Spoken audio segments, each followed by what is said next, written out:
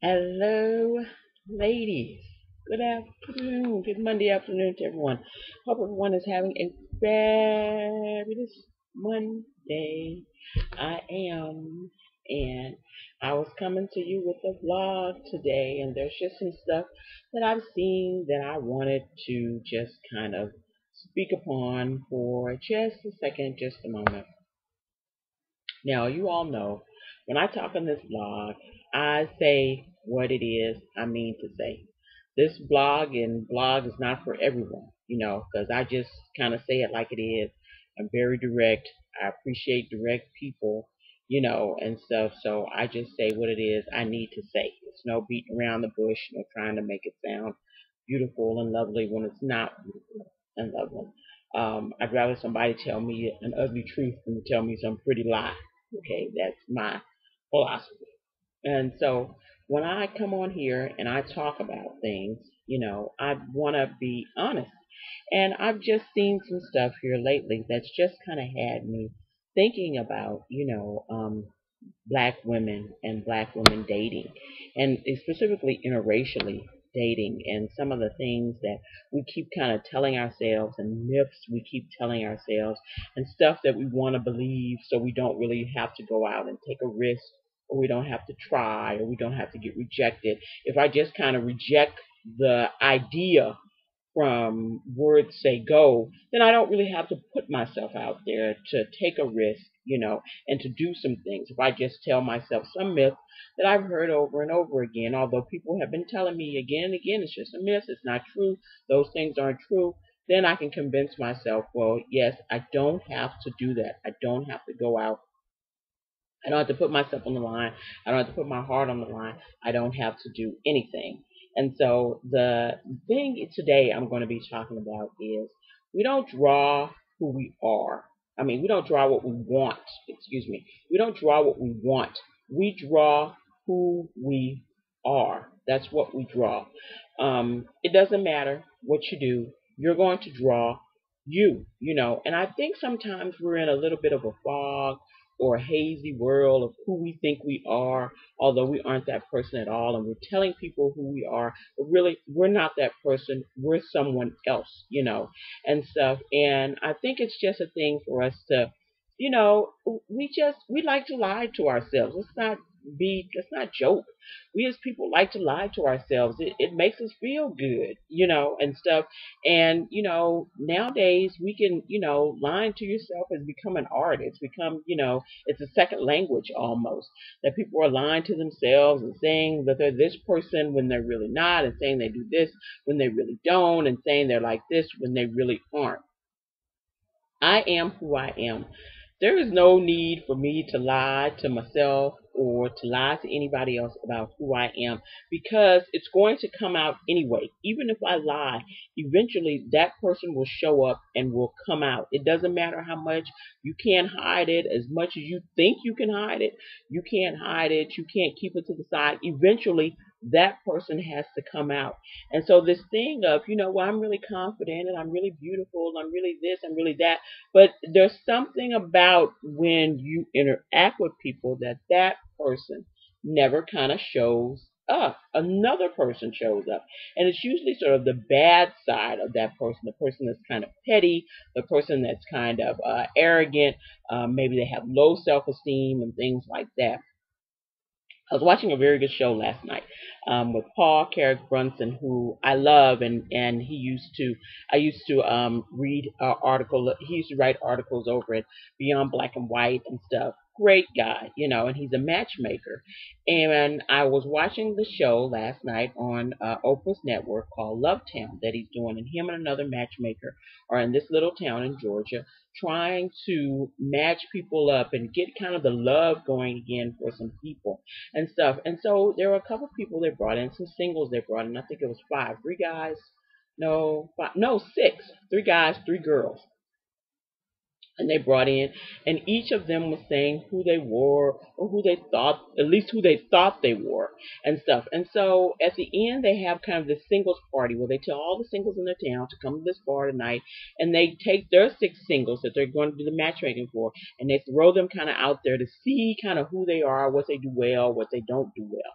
And what I kept noticing was what people had told them when they first had the little one-on-one interview with Paul and the other lady who's a matchmaker. I can't remember her name right now.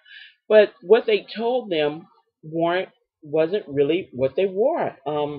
It was it was kind of weird because they'd all said that they were certain type of people and that they did certain type of things and stuff, and they were, somebody thought that he was really he just really didn't have much of a personality or anything, and to come to find out he did. He had a really wonderful personality and was very engaging and stuff. And then there was someone else who, well, I had dated a long time and stuff, but I feel like I'm a loving person and stuff. But that didn't come out. There was a woman who said she was really talented and she had really good self-confidence and all this sort of stuff. And so when she got there, what ended up happening was, well, she didn't really have that great of a self-confidence. She had sort of a arrogant streak, kind of, and stuff, and she seemed really kind of drawn in.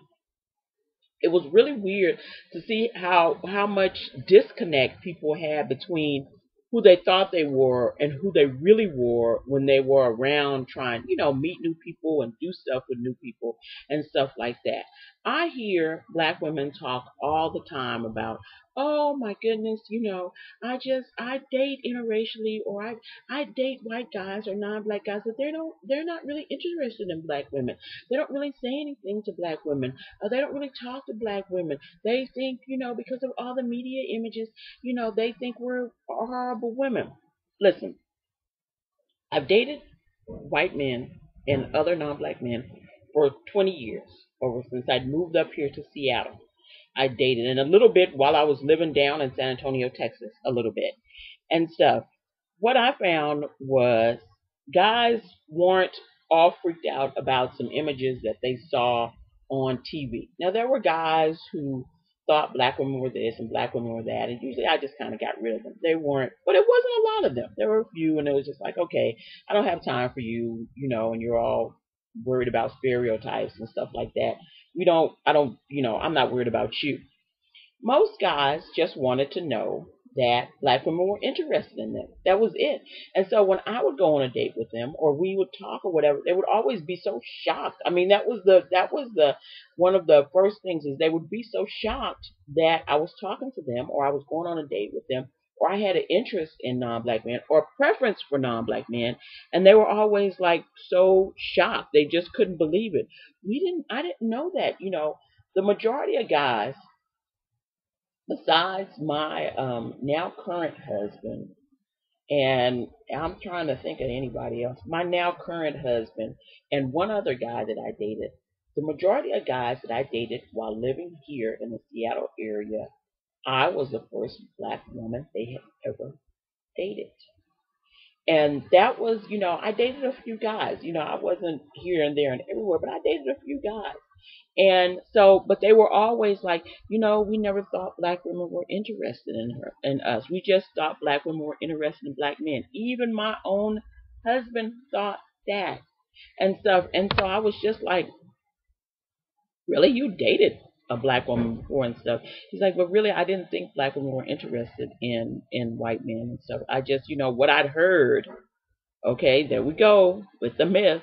What I'd heard was that black women, and I was like, the folks who are doing the nothing but a brother, talking about, how they love black men so much and all this sort of stuff, and they don't want no white man this, it's great, fine, good. Don't get one. It doesn't really matter. What I really would like to see is less of them, because they're so vocal and they're so loud and they won't shut up. What I'd really like to see is more women with a preference for non-black men speaking up and saying something about their preference. The thing I'm saying to black women is, when you say those things about non-black men aren't really interested in us and they don't like us because of media image or whatever crap you're saying to yourself, when you get ready to step out to the door to go out or go someplace, and then you wonder why, no man talks to you and you're so hurt. It's because you've already set up an expectation, because you're drawing what you are. So your expectation is to not have anybody talk to you, not have any non-black men talk to you, not have any of them to have any interest in you. Are you really surprised when they don't? Are you really shocked when it doesn't happen? You couldn't be shocked, because we don't draw what we want. We draw who we are. And so if our thing is standoffish, if our body position, if our face, if our movements are standoffish, then people will stand off. No man wants to be rejected. Nobody wants to be rejected. It's bad enough with, people that you think might not reject you that end up doing it. But nobody really wants to be rejected.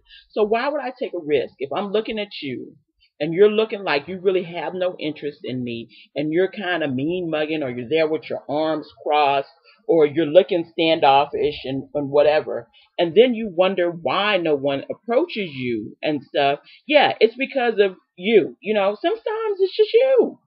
And I'm just being serious. If you want to draw something, you need to become the thing you want to draw. You need to be that. If you want to draw someone who is loving and compassionate and friendly and kind and all those things, then you need to become that thing. Why do people want to draw things that they aren't? The look at the singles last night on Lovetown just kind of reminded me, you know what? Whatever we think we are, we really need to be honest about who and what we are, what signals we're putting out, what we're doing. You don't have to walk down the street grinning like the Joker all the time, but smiling and looking friendly and looking open that's pretty much all you need. Because most non-black men and white men, all they want to know is, is this woman interested in me? And since they've heard, unfortunately, too, that black women are not really interested in dating anyone but black men, their thought is always that you're not. So if you look standoffish, if you look like you don't want to be approached, if you look like, if your mind is set on the expectation of rejection and someone not wanting you and stuff, then those things happen. You can't be surprised. Even now, as a married woman, I go out with a friendly face, with a friendly demeanor. I go out trying to look attractive. I smile and I'm friendly, and stuff. And I still have men drawn to me, even as a married woman. I still have men smiling at me. I still have men holding doors. I still have men doing nice things for me because I draw who I am. You can't expect to draw who you are not. It's not going to happen. And the myth of the man not wanting you because you're black or they don't talk to black women or this, it's just that, a myth. Get that myth out of your head. Get that out of your head. Have into your head, that someone wants you, that someone thinks you're beautiful. There's someone out of the thousands and hundreds of guys people see every day. There's someone who's looking at you that finds you attractive, and stuff. There's some non-black guy that's looking at you that finds you attractive. Stop doing it to yourself. Stop making yourself unapproachable, and stuff. Think about, Think about what you're thinking about. Think about really what you're thinking about. When you go out and you're at places or you're with a friend or whatever, think about what you're thinking about. And then then you don't have to wonder, why is it that I have men kind of, I look away and, or I'm looking one way and the men are like not paying me attention and they're passing me by and stuff. Think about what you're thinking about. Because the thing is, if you're happy with your life, if you're happy with what you are, if you're happy with everything, all that comes out in your face. Black women have beautiful, beautiful faces, wonderful smiles. We're friendly. We really are. So why don't we put out that image instead of this other kind of ugly image of standoffishness and stuff? And then we're always wondering, well, why aren't these guys talking to me? Well, I don't even understand. White men never talk to me. They never say anything to me. They never talk to me. Well, really, you know what? Your expectation is that they're never going to talk to you. Don't be surprised if they never talk to you. That's just how it's going to turn out. That's just how it is, plain and simple. If your expectation is they're never going to talk to you, they're never going to talk to me, they don't want me, they don't want black women, they don't want, hey, don't be surprised if that happens. Because I've never had an issue drawing non-black men to me or dating non-black men. My preference was vocal. I was always vocal about my preference. And so it never occurred to me to not be vocal about my preference, and stuff. It was my preference. I don't care if it was anybody else's preference. It was mine. And so I was never dateless in this town. I was never not dating or going out or, hanging out, had a boyfriend here, had a boyfriend, I really was. Once I kind of grew into who I knew I was, a beautiful, dynamic woman. And tell you the truth, I wish I would have known a little bit more, and stuff, because I wasn't as dynamic as I probably could have been, but I was still pretty dynamic and stuff. But I could have drawn even, greater things and, and other stuff to myself, But you have to remember, you're drawing not what you want, who you are. Remember that. Remember that. Remember to think about what you're thinking when you're going out. Remember, you know what? You don't have to fix yourself up like me. You don't have to do what I do. You don't have to put on makeup. You don't have to put on a headband. You don't have to do whatever it is that makes you comfortable, and presents you in a feminine way that you're comfortable with and stuff. And get out there and draw men to you. The only thing men don't want to be is rejected. Once they know you're open to them, once they know they could, come to you and talk to you, they will. And don't reject men, really crappily. Don't be rude about it and stuff, if you're not interested in people and stuff.